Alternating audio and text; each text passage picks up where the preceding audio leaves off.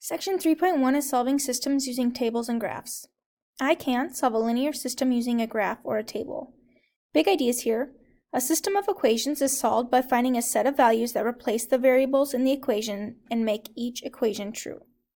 A point of intersection, x, y, of the graphs of the functions f and g is a solution of the system y equals f of x and y equals g of x. So if it works for both equations, makes true statements, then the ordered pair is a solution of our system of two equations. We can represent the relationship of a set of two or more equations with a system of equations. We have to have at least as many equations as we have variables. So if we have two variables, we need two equations. If we have three variables, we need three equations, and so on. A linear system consists of linear equations. So just linear equations gives us a linear system. A solution of a system is a set of values for the variables that make all of the equations true. Example 1 here, we're going to use a graph or a table to solve the system. So the first thing we're going to do here is we are going to graph each line individually. So I'm going to graph my first equation here by getting it in the slope-intercept form. We could also use a table. Intercepts aren't necessarily going to be perfect here because we're going to get fractions or decimals, and we'd only want to graph if they're integers. So here, my first step, add 3x, and I get 2y equals 3x plus 8. Then to get y by itself, I divide everything by 2, both sides completely, every term. And I get 3/2 x plus 4. So here I'm going to start at my intercept of 4 on my y-axis, slope-intercept form, and use my slope to go up 3 over 2. I can also go down 3, back 2, and that works as well. And I will connect these with a straight edge to give me my equation here on the graph. Gives me my graph of my equation. And I'm going to do the same thing but with my second line. So it's like I'm doing two separate problems as far as the graphing goes. I just put them on the same coordinate system. So here this is in standard form, and I can either solve for y, or this one does work to use intercepts, so that's what I'm going to do, just to get some practice there. In order to find my x-intercept, I plug a 0 in for y. So my x-intercept is going to be -8. In order to find my y-intercept, I plug a 0 in for x. And I get 2y equals -8, so to get y by itself, y equals -4, and that's my y-intercept. Keep in mind our intercepts happen when the opposite variable is 0 on our axes. So y is -4, and x is -8, which is over here.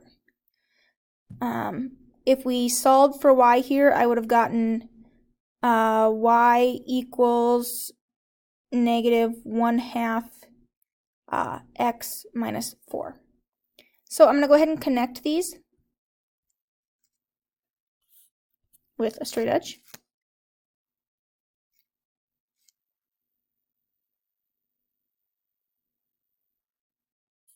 And what we're looking for is the solution of this system. We want to know what ordered pair works for both of these equations. And that ordered pair is right here. It's our intersection point. Okay, that one ordered pair, -4, -2, is an ordered pair that works in both lines. Okay, which means it's our solution. It makes both inequalities true. To check, we can plug it in. I get 12 minus 4, which is 8, and I get -4 minus 4, which is -8. So it makes both equations true. It is our solution. Now feel free to pause here and give this a try if you'd like. Again, first equation, we can either solve for y or use intercepts. I'm going to use intercepts. So to find my x-intercept, I'm going to make y 0.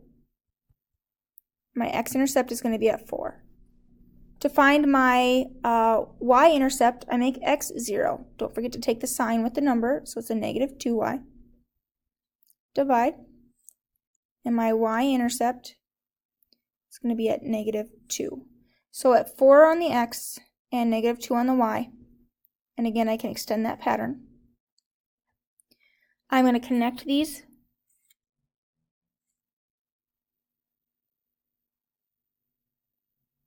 to draw on my line.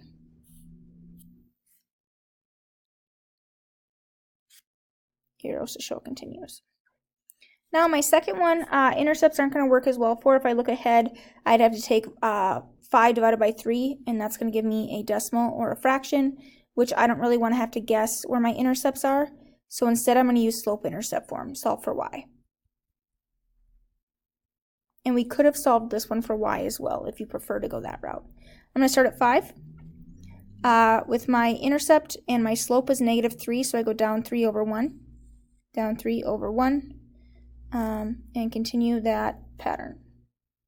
Here, I can draw on my line. I wouldn't even need to draw on my line here because my points have landed on top of each other. They've overlapped here either way, but we should still draw on our line to see what we're looking at. My point of intersection, or my solution, is right there. So I write it as an ordered pair. Remember, with ordered pairs, it's always x then y, 2, -1. And if I plug those in up here to double check, both equations are true. So I know that I am correct. The diagrams on page 135, and I have them here below, show the birth lengths and growth rates of 2 species of shark.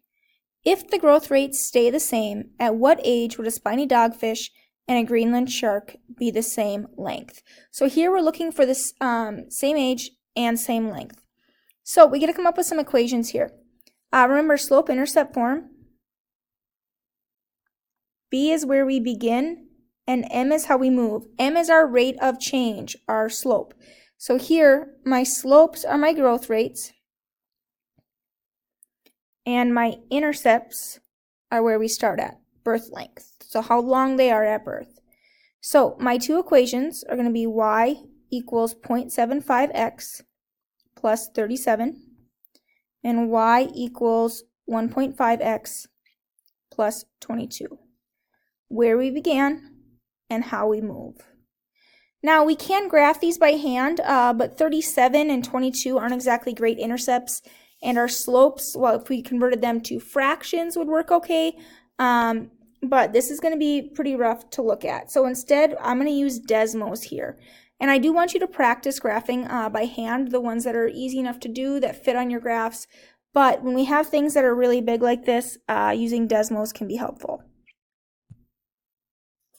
So I'm going to open it up here. Desmos is an online graphing calculator. It's fairly simple to use, easy to use. They also have an app. I think the app is green. But we type in our equations. So first thing I'm going to do here, y equals, first equation we had was 0.75 x plus 37. Okay, and if you look here, I can't see that equation, but if I zoom out, which I can do just by pinching my screen just like you would on your phone, or using the little zooms over on the side here, up here, I can see my graph. Now, if I want to do another one, I just press return. Gives me my second equation, which here is y equals 1.5x plus 22. And if we can see here, we have a red line and a blue line. It even tells us which one's which. I'm looking for where do these overlap? Where do they meet? Okay, and they meet right at this point. And the nice thing about Desmos is we can actually just select that point. So keep in mind, our y value is our length, and our x value, our rate of change, is per year. So that's our time. So our time here, x, is 20, which means if we go back to our question, if the growth rate stays the same, at what age would a spiny dogfish and a Greenland shark be the same length? They would be 20 years old.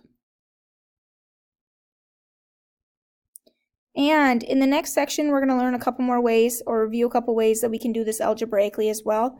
But we can do it graphically. We could graph it by hand, but with our intercepts being that big and us wanting to have an exact value, we may not want to have to do it that way. So we can use Desmos there. Again, practice graphing for the other ones, but when our intercepts are big and don't fit on our graph, we can use Desmos there. We can classify a system of two linear equations by the number of solutions. A consistent system has at least one solution. It can be independent if it has exactly one, or dependent if it has infinitely many. And this is summarized on page 137 in the take note.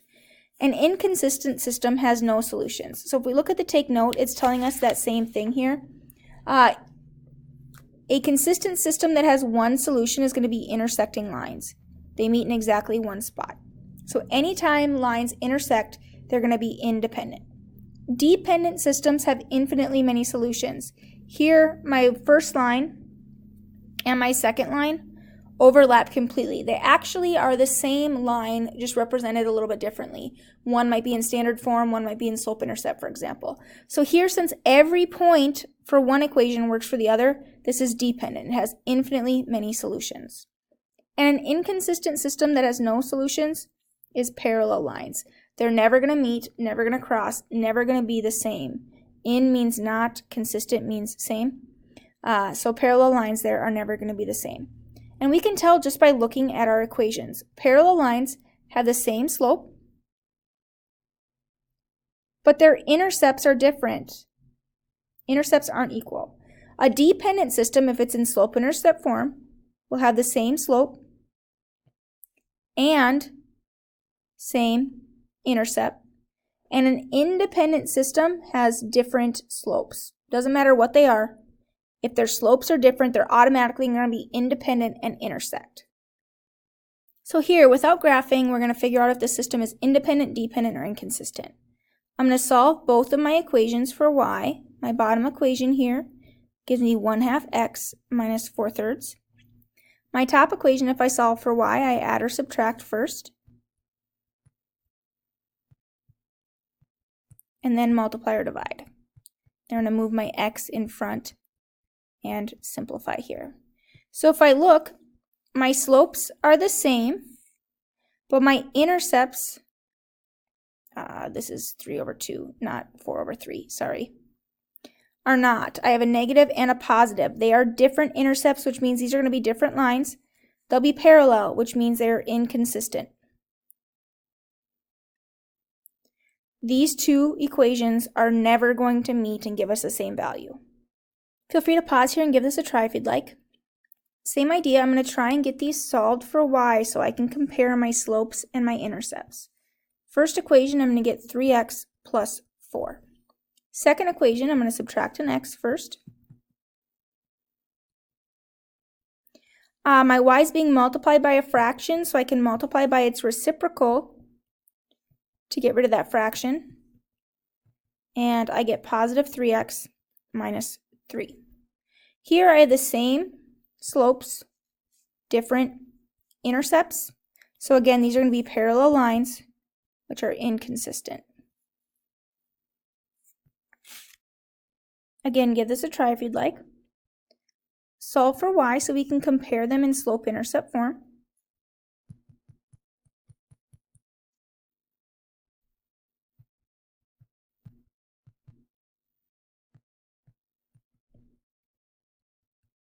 And then multiply or divide. And again, we do that to every piece. My slopes here are different, so I don't even have to look at my intercepts. As soon as I see different slopes, I know that these are going to intersect and they are independent. And my last one here, my first equation is already solved for y. That's super. So again, we get them in a comparable format. Get y by itself by dividing, and we divide that to every single piece on both sides completely. And if I look, I have the same slopes, same intercepts. So even though these look different, they're actually equivalent equations, and this is going to be dependent. Completely dependent on the other. If one changes, so will the other. So whatever our x value is for our first equation will also be the same x value will give us a true statement for our second equation. Quick recap here. A system of equations is solved by finding a set of values that replace the variables in the equations and make each equation true. A point of intersection x, y on the graphs of the functions f and g is a solution if y equals f of x and g, or